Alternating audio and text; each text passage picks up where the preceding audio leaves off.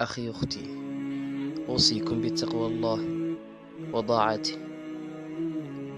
وحال ما عظم أحد في الأمة واجتمعت عليه كلمة الناس لما وينين باليري قف dadka kamida hadalka ama dadku waxay ka yiraahdeen fiicanna iskuguma kulmin ilaa lisariiratin fi qalbihi calimaha Allah, ilaa sir ilaahay uu la siroobay oo khayra mooyaane oo ilaahay khayr ka ogyahay.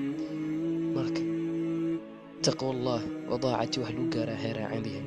ilaahay wuxuu yiri yaa ayuha nnaasu innaa khalaqnaakum min dakarin wa unthaa وجعلناكم شعوبا وقبائل لتعارفوا إن أكرمكم عند الله أتقاكم.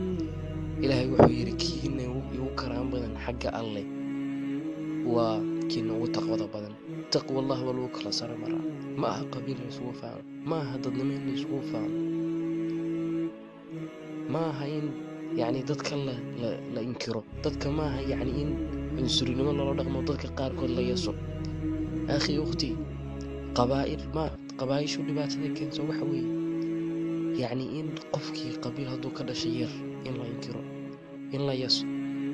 تقوى الله أنا سوق إيمان محي الإلهي القرآن كسمح وكيل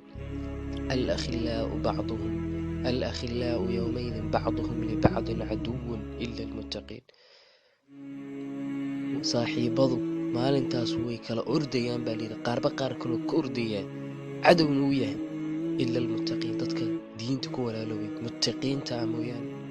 marka kan qabiilka aad la jirsanayso qabiilkaaga maanta qiyaam wax ku tarmay wax tara waxa weeye oo saaxiibtinimada ku sii jooga waa dadka muttaqiinta diinta Ilaahay ku saaxiib diinta Ilaahay ku walaaloway muslimnimo ay ka dhaxayso mu'minnimo ay ka dhaxayso caqiidaha is waafaqsan yihiin.